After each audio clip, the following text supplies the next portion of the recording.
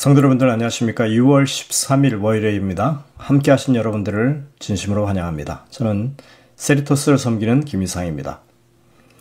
이제 함께 기도하고 시작하시겠습니다. 하늘에 계신 아버지 하나님, 오늘도 이 하루를 우리에게 허락하시고 주님의 말씀을 가지고 이 하루를 열게 하시니 감사드립니다. 저희들의 삶의 교훈과 또 방향을 바르게 찾을 수 있는 귀한 시간이 될 수 있도록 인도하여 주시고 오늘도 주님의 말씀 안에서 믿음의 용기를 얻을 수 있도록 인도하시고 하나님께서 우리와 함께 하시고 지키심에 대한 확신을 가질 수 있도록 인도하여 주시옵소서.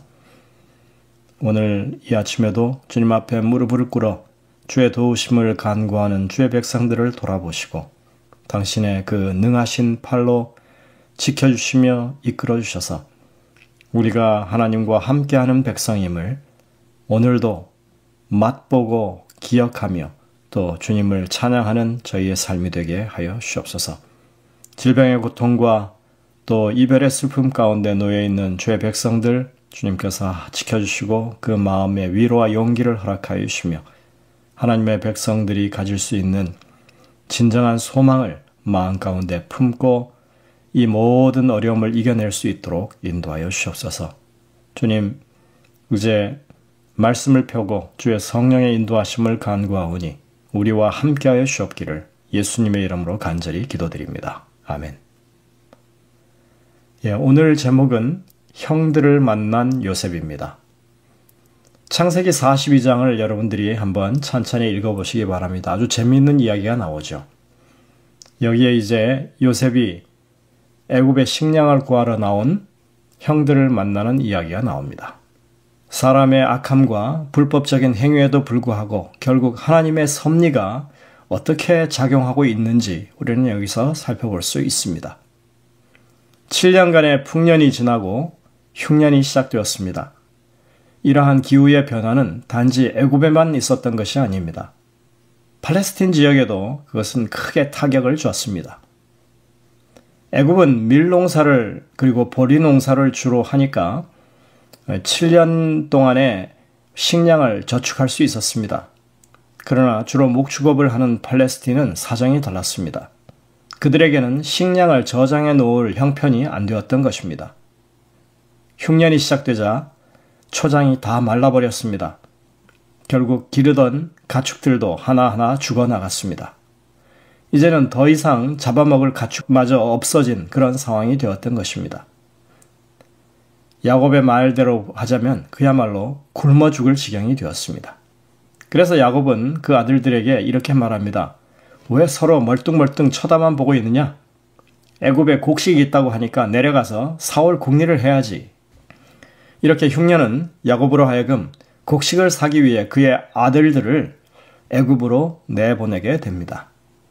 요셉이 사라졌을 때 자신이 어찌할 수 없는 그 상황 가운데서 피해자가 되었던 그 불행한 노예인인 야곱은 이제 앞으로 어떤 일이 일어날지도 아무것도 모른 채 그토록 오랫동안 보고 싶었던 아들을 다시 만나게 해줄 놀라운 일을 지금 시작하고 있는 것입니다. 하나님의 섭리는 참으로 놀라운 것입니다. 이런 흉년이 들지 않았더라면 야곱의 식구들이 애굽으로 내려갈 길이 없었습니다. 요셉의 10형들은 아비의 명을 받고 곡식을 사러 애굽에 도착합니다. 요셉은 그곳에 찾아온 그들을 발견하게 됩니다. 이제 요셉 앞에서 그들은 머리를 조아리고 절을 하면서 자신들은 곡식을 사러 온 자들이라고 말합니다. 여러분들 만약 그 형들이 요셉을 알아봤다면 얼마나 두렵고 어색한 순간이었겠습니까? 어찌되었거나 간에 이 만남은 하나님의 섭리의 두 가지 특성을 보여줍니다. 첫 번째는 이 만남이 요셉의 꿈의 성취로 보여지는 것입니다. 요셉이 어릴 적에 꾸었던 그 꿈, 그 예언적인 꿈에서 보여줬던 일이 마침내 일어난 것입니다. 창세기 37장 7절에 내 단은 일어서고 당신들의 단은 내 단을 둘러서서 절하더이다. 요셉은 나라의 총리이자 그 땅의 주인으로 등장합니다. 권력의 자리에 올라있는 요셉의 모습은 식량을 구하기 위해 와서 그 앞에 땅에 엎드려 절하고 있는 형들의 모습과 대비됩니다. 지금 요셉 앞에서 절하고 있는 10명의 형들은 요셉의 꿈을 비웃던 자들이고 그 꿈의 성취를 의심했던 그런 사람들이었습니다. 그러나 하나님이 꿈으로 요셉에게 보여주셨던 그 예언은 정확하게 성취되었습니다. 두 번째, 이 섭리적인 만남은 과거에 있었던 일과 대꾸를 이루고 있다고 하는 것입니다. 즉, 두 사건의 언어적인 그리고 주제적인 유사성은 인과응보적인 특징을 강조하는 듯이 보입니다. 자, 한번 여러분들이 비교해 보시기 바랍니다. 그들이 요셉의 조치로 감옥에 갇혔을 때 그들이 서로 말하되 라고 하는 표현이 쓰이고 있습니다. 이 표현은 그들이 요셉을 팔기 위해서 모의할 때도 사용되었던 동일한 표현입니다. 형들이 감옥에 갇힌 모습은 요셉이 감옥에 갇혔던 것을 떠오르게 해주죠. 요셉의 형들은 지금 그들에게 일어나고 있는 일을 20여 년 전 그들이 자신들의 동생에게 했던 일과 연결짓고 있습니다. 그들이 서로 말하되 우리가 아우의 일로 말미암아 범죄하였도다. 그가 우리에게 애걸할 때에 그의 마음의 괴로움을 보고도 듣지 아니하므로 괴로움이 우리에게 임하였도다. 이렇게 말하죠. 그 형제들이 요셉에게 자신들은 스파이가 아니라고 그렇게 강변함에도 불구하고 요셉이 고지 들어주지 않고 감옥에 가두었지 않았습니까? 이런 모든 정황들이 서로 대조되고 있는 것입니다. 또 그의 핏값을 치르게 되었도다라고 하는 이 르우벤의 말은 피를 흘리지 말라고 했던 과거의 르우벤의 경고와 사실은 대조되고 있습니다. 이런 표현들은 그들이 지금 겪고 있는 일과 그들이 과거에 요셉을 팔아 넘길 때 저질렀던 일이 연관되어 있다고 하는 것을 이렇게 보여주고 있는 것입니다. 창세기 42장에서 설명하고 있는 이 표현들은 과거의 일과 현재의 일을 잘 대비시켜주고 있습니다. 과거에 요셉이 겪었던 일들을 그 형들이 고스란히 그대로 겪고 있는 것으로 보이는 것입니다. 그러나 이 상황은 인과응보로 주어지는 징벌이 아니죠. 요셉의 형들은 지금 그런 불안과 공포의 분위기만 느낄 뿐이지 상황이 실제로 그런 것은 아닌 것입니다. 요셉이 만일 형들에게 앙심을 품고 보복하려 했다면 이렇게 하지 않았을 것입니다. 곧바로 자신이 누구인지 밝히고 형들을 위협하고 모욕을 주고 처형할 수 있었을 것입니다. 그러나 요셉은 하나님의 사람입니다. 이 모든 상황은 요셉의 연출하에 일어나고 있습니다. 요셉은 지금 가족의 형편이 어떤지, 자신을 팔아넘겨 죽을 고생을 시킨 그 형들의 지나온 삶이 어땠는지, 그들의 형제 우애가 어떠한지를 살펴보고 있는 것입니다. 우리는 창세기 42장에서 요셉이 그 형들을 어떤 마음으로 대하고 있는지 살펴볼 수 있습니다. 그는 우선 형들을 한눈에 알아봤습니다. 반갑기 그지없었죠. 하지만 그는 그것을 숨기고 그들을 스파이로 몰아갑니다. 그리고는 그들을 감옥에 3일간 가두어 놓고 그들의 동태를 살폈습니다. 요셉은 언제나 통역을 세워서 말했기 때문에 그들은 요셉이 자신들이 하는 말을 알아듣지 못하는 줄 알고 지금 벌어지고 있는 이 사태에 대해서 이러쿵저러쿵 말을 주고받습니다. 이들의 대화 내용을 간추리자면 이 모든 어려운 일들이 그들이 요셉을 팔아넘긴 사건에서부터 비롯되어서 하나님이 우리를 요즘 벌 주시는 것이라고 하는 것입니다. 오랜 세월이 지났건만 그들이 동생 요셉에게 행했던 잘못된 일로 계속해서 양심의 가책을 느껴왔고 지금 고통을 겪고 있다고 하는 것을 보여줍니다. 이렇게 짧은 시간이 지나갔음에도 요셉은 금세 형들이 너무 마음고생하지 않을까 염려하는 모습을 보입니다. 처음에는 10명 중 9명이 애굽에 남아있고 1명만 돌려보내서 베냐민을 데리고 와야 그들의 결벽을 입증할 수 있다고 했다가 이제 와서는 1명만 남기고 나머지는 다 돌아가서 베냐민을 데리고 오는 것으로 그렇게 바꿉니다. 그러면서 그가 이렇게 말하죠. 나는 하나님을 경외하노니 너희는 이같이 하여 생명을 보전하라. 그러면서 이 생명을 보전하라고 하는 것이 무엇인지를 이렇게 말합니다. 너희는 곡식을 가지고 가서 너희 집안의 굶주림을 구하라. 여러분들, 애굽의 최고 권력자가 무슨 이유로 스파이 의심을 받고 있는 이들의 굶주림과 고통을 염려하겠습니까? 요셉은 지금 아버지 야곱과 집에 남겨져 있는 베냐민을 염려하는 것입니다. 그리고 그 형제들의 심적 고통을 면하게 하기를 간절히 원했던 것입니다. 이런 조치가 내려지자 형들은 더욱 자신들의 지난 잘못들에 대해서 자책하기 시작합니다. 그들이 서로 말하되 우리가 아우의 일로 말미암아 범죄하였도다.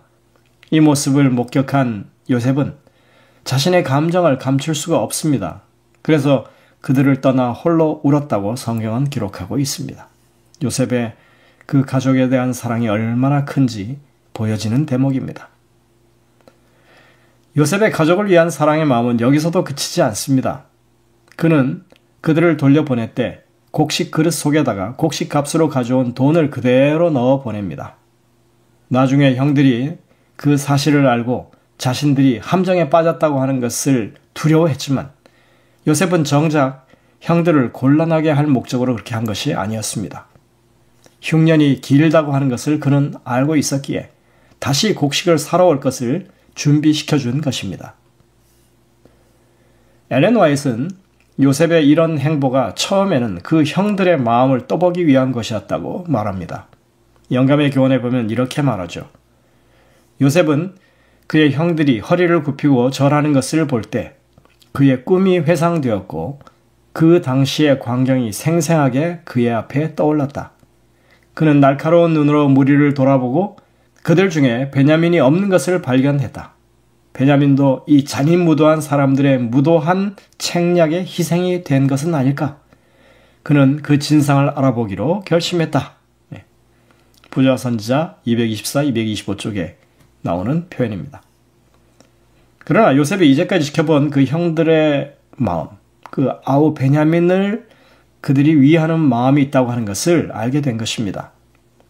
요셉이 애굽에 팔려와서 하나님의 자녀로 건실하게 살아왔고 모함으로 감옥에까지 처박혔고 더 낮아지는 경험을 했지만 그는 이 모든 일들 속에서 하나님의 인도하심과 돌보심을 붙잡고 살았고 자신의 처지를 원망하거나 비관하지 않았던 것을 우리는 잘 알고 있습니다.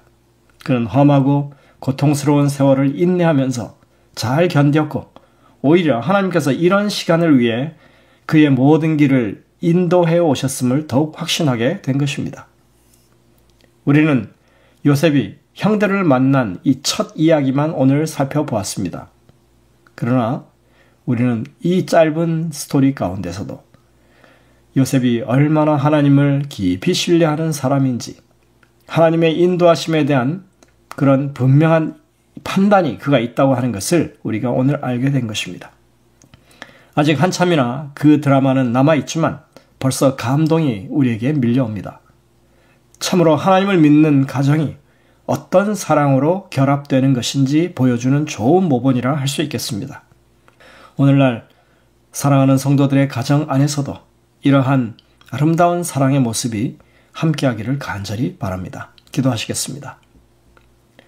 하늘에 계신 아버지 하나님, 참으로 하나님께서 우리의 믿음을 이끄시고 성숙하게 해 주실 때 형제간의 그 불목과 잘못된 관계들이 어떻게 회복될 수 있는지 저희들이 일부 엿볼 수 있게 해주시니 감사드립니다. 힘들고 어려운 상황 가운데 처해 있어도 하나님의 미리 계획하심과 또 섭리하심이 있다고 하는 것을 우리가 봅니다. 우리의 오늘날의 삶 가운데서도 그러한 가족 간의 사랑과 믿음의 회복이 일어날 수 있도록 역사하여 주시옵소서. 오늘날에도 깨어진 가족의 상처가 회복되도록 역사하시는 주님이 계심을 우리가 믿고 바라고 의지하며 그러한 아름다운 회복을 경험하는 저희들이 되게 인도하여 주옵기를 예수님의 이름으로 간절히 기도드립니다. 아멘. 네, 여러분들 오늘도 주신 이 말씀들을 깊이 묵상하면서 주님의 음성을 듣게 되시길 바랍니다. 저희들은 내일 다시 뵙겠습니다.